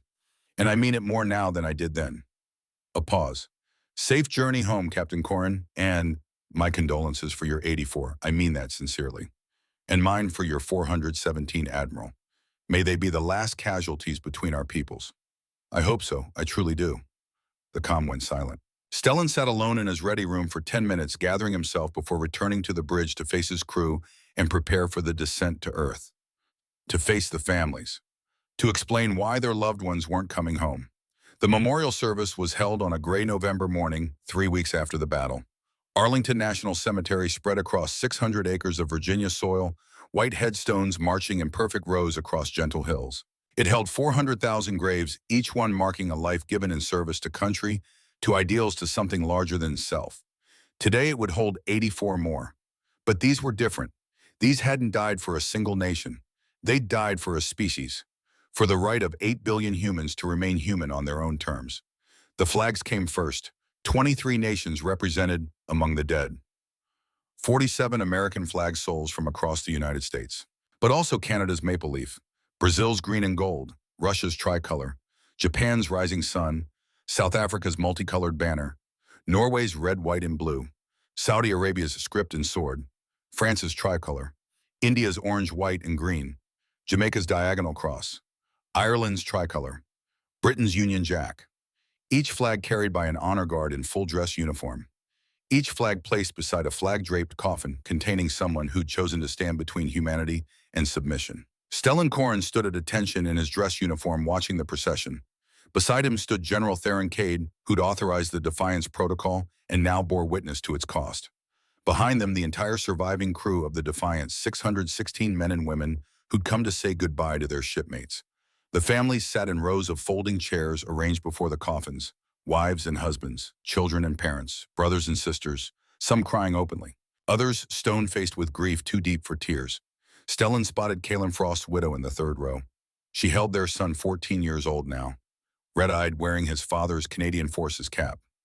The boy met Stellan's eyes across the distance and nodded once, a man's gesture in a child's face accepting what couldn't be changed. Raina Blackwood sat with her husband, his arm around her shoulders. She'd survived. So many others hadn't. The randomness of it haunted her. The President of the United States spoke first. Words about duty and sacrifice and the price of freedom. They were good words, well delivered, carefully crafted by speechwriters to honor the dead, all without dwelling on the horror of how they died. They meant nothing to Stellan. He'd heard too many speeches at too many funerals. They all said the same thing: these deaths mattered, these lives had meaning, we honor them. But honor didn't bring them back. When it was Stellan's turn to speak, he stood at the podium and looked out at 84 coffins arranged in perfect rows, each one containing someone who'd trusted him to bring them home. "I'm not going to tell you that your loved ones died heroically," he said. His voice carried across the cemetery without amplification, hard and clear and utterly honest. "I'm not going to tell you they gave their lives willingly. They didn't. They wanted to come home, every single one of them." Which murmurs rippled through the assembled crowd. This wasn't the script. This wasn't the sanitized narrative of noble sacrifice. This was truth. Lieutenant Kaelin Frost was supposed to retire next year, Stellan continued. He had 20 years in reactor maintenance. He'd earned his peace. But when I asked for volunteers to crew the Defiance, he stepped forward. Not because he wanted to die, because he had a son and he wanted that son to grow up free. His eyes found the boy in the third row. Chief Engineer Lysander Quinn had twin daughters in Dublin, 12 years old. He showed me their picture every day, told me they were going to be engineers like him. He stayed at his post for 3 hours with radiation poisoning, killing him slowly because he knew if he left, the containment would fail and take half the ship with him. He bought time for others to live, and it cost him everything. Stellan continued down the list, Dr. Magnus Holt, who'd come out of retirement at 64 to serve as chief surgeon, who'd worked himself to death, saving others.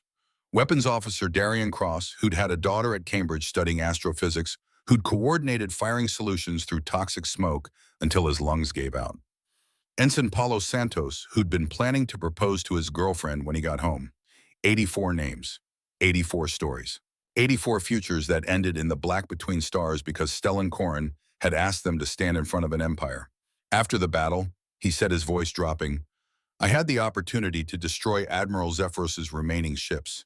My weapons officer requested permission to target life support systems, to end it decisively, to avenge our dead." The cemetery was absolutely silent. I said no. Stellan's hands gripped the podium. I chose restraint. I chose to disable ships instead of destroying them.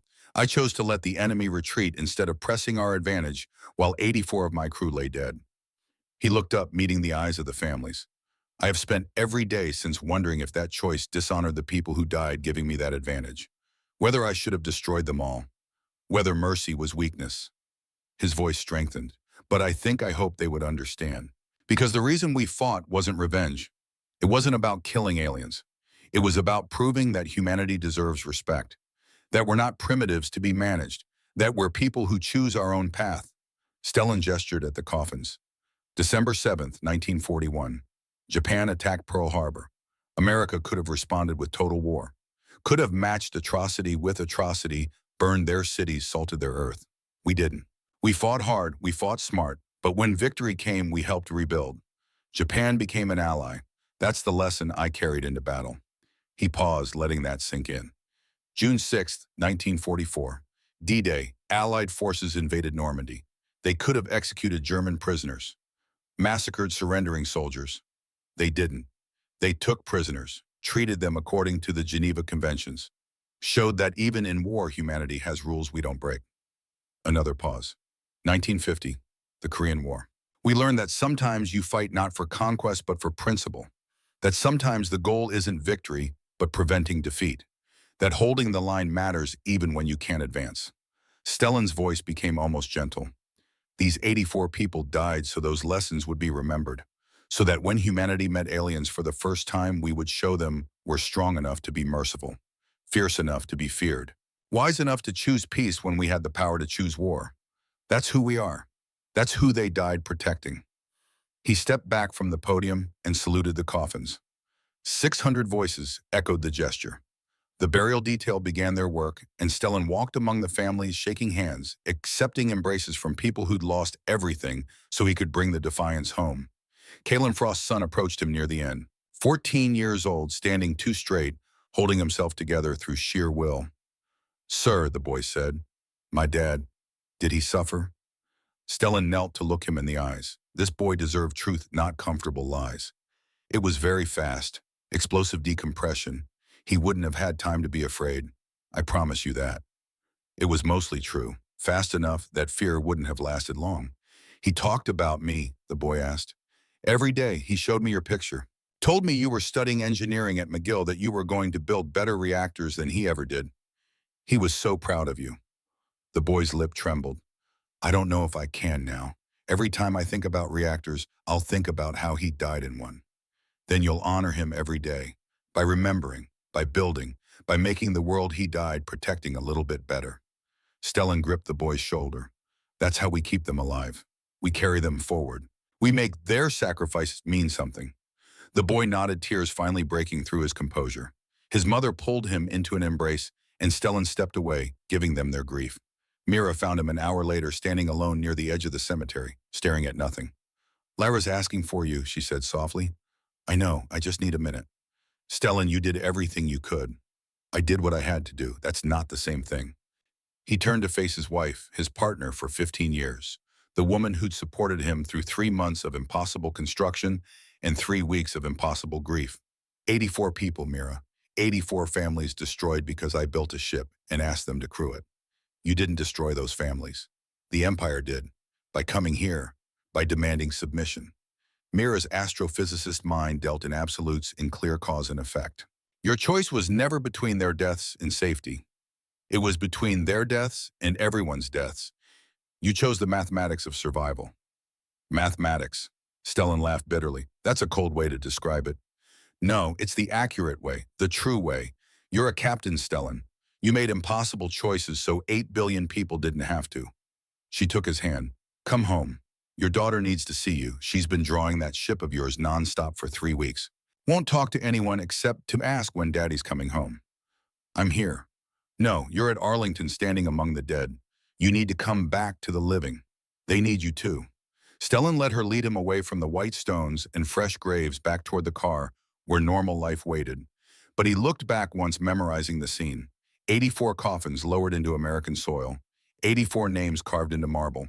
84 reasons to make sure this peace lasted forever. 6 months after the Battle of Sector 7, Stellan Koren stood in a shuttle approaching Zarathi's prime, watching the crystalline planet grow larger in the viewport.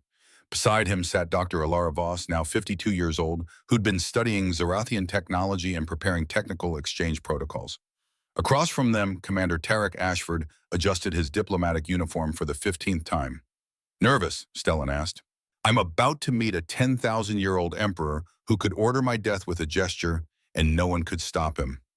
Yes, I'm nervous. He won't. He invited us here. That means he's serious about negotiation.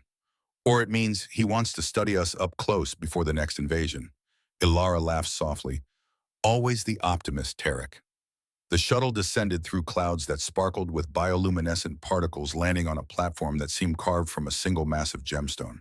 Honor guards lined the pathway, not just Zarathian soldiers, but representatives from dozens of species, each one conquered and integrated into the Empire over millennia. They walked in silence that felt respectful rather than hostile. The Grand Council chamber took Stellan's breath away, despite his attempts at composure. The scale was inhuman, 300 meters from floor to vaulted ceiling. The beauty was alien crystalline walls that caught light from 3 suns and split it into colors that didn't exist in Earth's spectrum. And at the center, on a throne older than human civilization, sat Emperor Solarius. Stellan had seen recordings. He'd studied every available image. None of it prepared him for the reality. The being radiated presence, not through physical intimidation, though his 3-meter frame was impressive, through something older. The weight of 10,000 years of existence, the gravity of 6,000 years of absolute power. Captain Stellan Koren, the Emperor's voice rumbled through the chamber like distant thunder. You have caused considerable disruption to my empire. Stellan bowed, slightly respect, but not submission. Your Majesty, I apologize for the inconvenience. We were defending our home.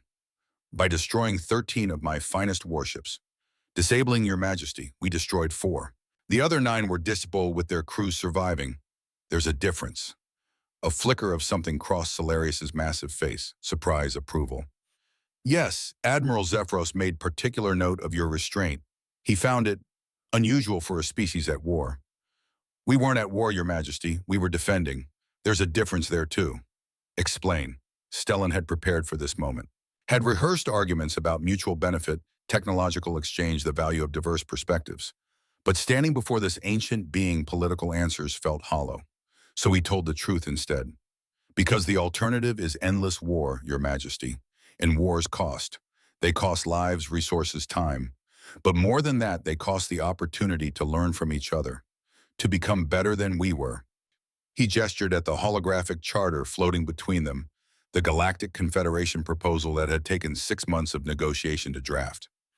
Humans have fought wars for our entire history. We've destroyed cities, slaughtered populations, committed atrocities we still carry shame for thousands of years later. But we've also learned from those mistakes. We learned that conquered peoples don't stay conquered. They resist, they rebel. They remember the injustice, and they pass that memory down through generations. Stellan's ice-blue eyes held the Emperor's without flinching. But partners contribute willingly. They innovate freely. They make both sides stronger. After our Second Global War ended in 1945, My species didn't destroy Germany and Japan. We rebuilt them through something called the Marshall Plan. Billions of dollars to reconstruct former enemies. And they became some of our strongest allies. That's not weakness, Your Majesty. That's wisdom learned through blood. And you believe the Empire lacks this wisdom. I believe the Empire has been so successful for so long that it forgot why partnership matters. Because partnership doesn't just make you stronger, it makes you better. It challenges your assumptions. It forces you to grow. Silence stretched across the vast chamber. 300 representatives from 300 worlds all watching to see how the Emperor would respond. Finally, Emperor Solarius stood, his patterns shifting through colors Stellan had no names for. Captain Corrin, in 6,000 years of rule, no one has spoken to me as you just did. Most species beg for mercy. Some threaten futilely. None have ever suggested that the Empire itself might benefit from changing. And I find myself considering it. The Emperor walked down from his throne with slow, deliberate steps. Each footfall echoed like a heartbeat through the crystalline chamber.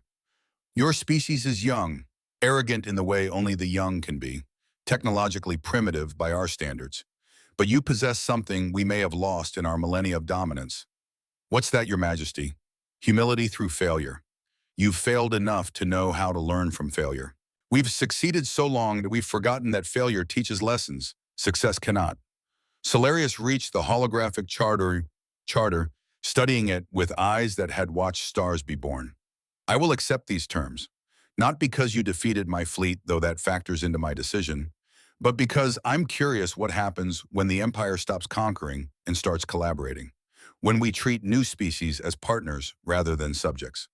He turned to face Stellan directly, and the weight of 10,000 years of wisdom pressed down like atmosphere. But understand this, Captain. If humanity proves unworthy of this trust, if you abuse this partnership or threaten the stability I've maintained for 6 millennia, I will personally ensure your species is reduced to ash. The defiance was impressive, but I have weapons you cannot imagine, fleets that would darken your sun. Am I absolutely clear? Perfectly, Your Majesty. Good. Then let us sign this charter and see if an empire can learn to become a confederation. The ceremony took 4 hours. Representatives from 1,247 worlds bore witness as Emperor Solarius and Captain Stellan Corrin, one ancient beyond human comprehension, one barely past his 4th decade, placed their marks on a document that would reshape galactic civilization. The Galactic Confederation was born, not through conquest, through conversation. Admiral Zephyros approached Stellan after the signing, his azure scales showing patterns of what might have been satisfaction. You did it, Captain. You changed 6,000 years of imperial policy with one battle and one conversation. We did it, Admiral. You could have continued fighting. You chose to retreat and recommend negotiation. That took courage. Or cowardice. My career may not survive this. Then you'll join me in ignominy. Half my own military thinks I'm a fool for showing restraint, but history will remember us as the commanders who chose peace when we could have chosen war. That's not a bad legacy. Zephyrus's golden eyes gleamed with something that might have been respect. No, it's not. As Stellan prepared to board his shuttle for the return to Earth, Captain Vorian approached the half-cybernetic strategist whose analysis had helped convince the Emperor to negotiate. Captain Corrin, a moment if you please. They walked to a private observation deck overlooking Zarathi's Prime's triple suns. I need to tell you something, Vorian said quietly. Something the Emperor doesn't know, I discovered. Something that will remain secret unless you choose otherwise. I'm listening. The Defiance, your ship.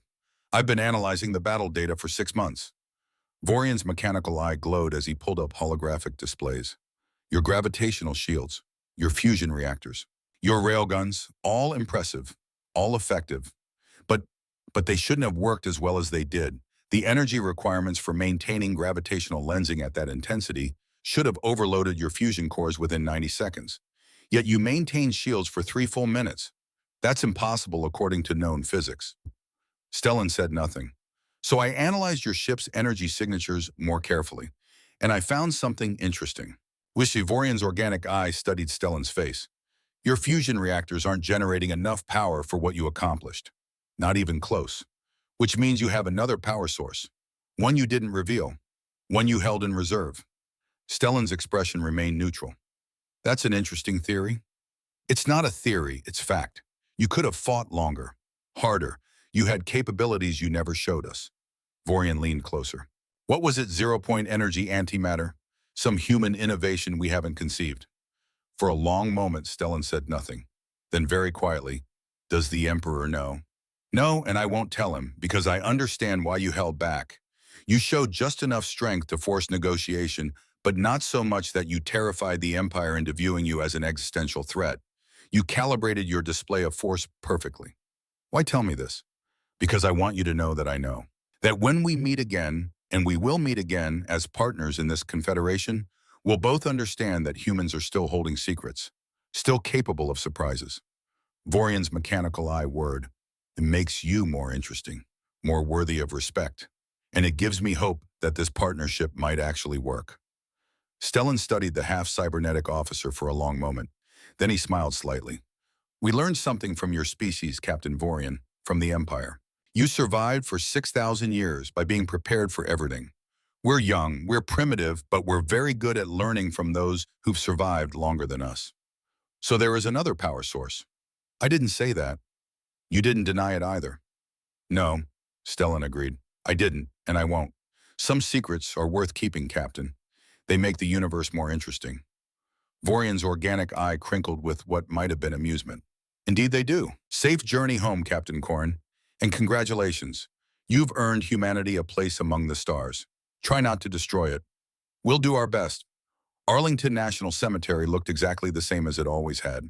White stones, green grass, perfect rows of graves marching across gentle hills. Stellan Corrin stood before 84 headstones arranged in the Defiance Memorial.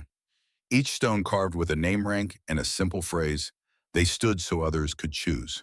He was 62 now, white-haired where once he'd been sandy blonde, lines around his eyes from 2 decades of responsibility, back slightly bent from old injuries and the simple weight of years, but his ice-blue eyes were still sharp. Behind him, footsteps approached on the gravel path. I thought I'd find you here. He turned. Lyra stood there, 28 years old now, wearing the uniform of a Confederation captain. Her red hair had darkened to auburn over the years. Her face had her mother's delicate features, but his intensity behind the eyes. Just visiting old friends, he said. They'd be proud, you know, of what we built. Maybe, or maybe they'd be angry it required their deaths to build it at all. Dad, you can't keep carrying this. It's been 20 years. I know exactly how long it's been. 7,305 days. I've come here for 7,305 days. Lyra moved to stand beside him, looking at the stones. I met Admiral Zephyros' son yesterday.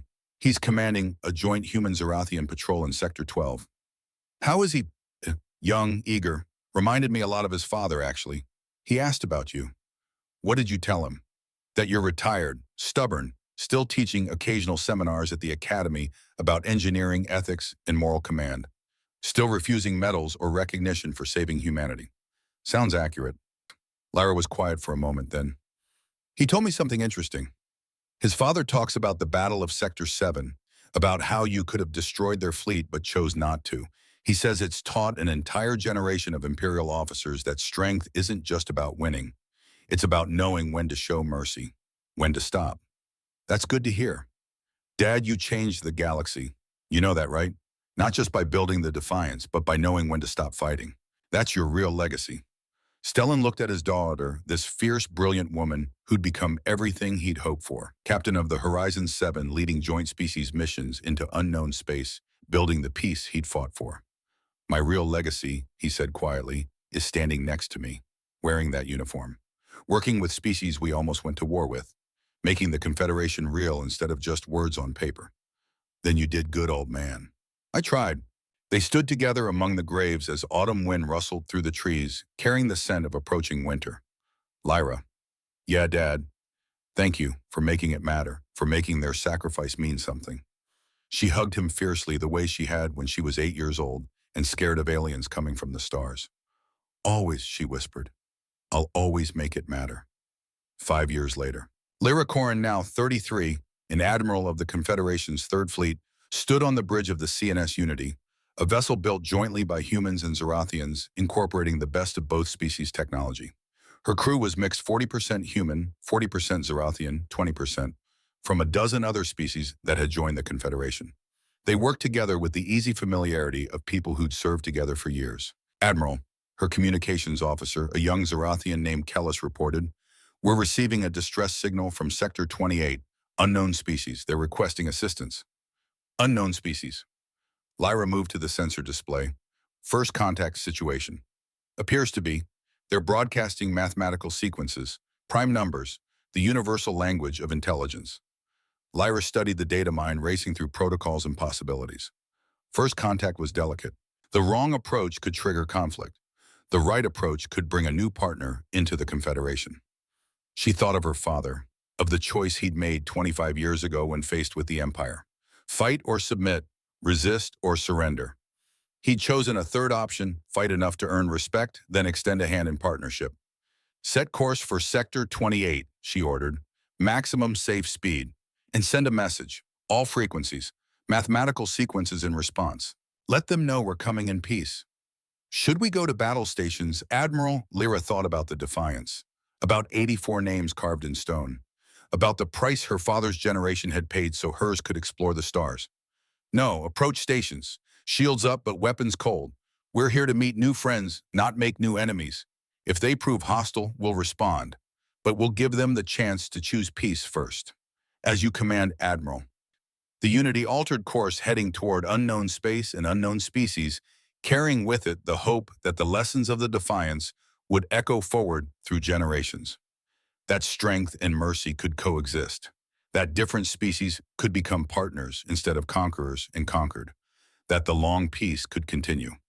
Lyra stood on her bridge looking at the stars ahead and thought about her father visiting Arlington every day for 25 years, carrying 84 names in his memory, making sure their sacrifice was never forgotten. "Dad," she whispered, too quiet for anyone else to hear, "I'm making it matter every day, just like I promised." And somewhere on Earth, in a small house in Denver, Stellan Corin sat in his study, looking at a photograph of the Defiance, that ugly, brutal, magnificent ship that had changed everything. He didn't know his daughter was about to make first contact with a new species. He didn't know she would handle it perfectly, extending partnership instead of demanding submission. He didn't know that the Confederation would grow to include 17 species within his lifetime. What he knew was that 25 years ago, he'd made choices that let his daughter grow up free. That let her explore the stars. That let her build instead of just defend, and that was enough.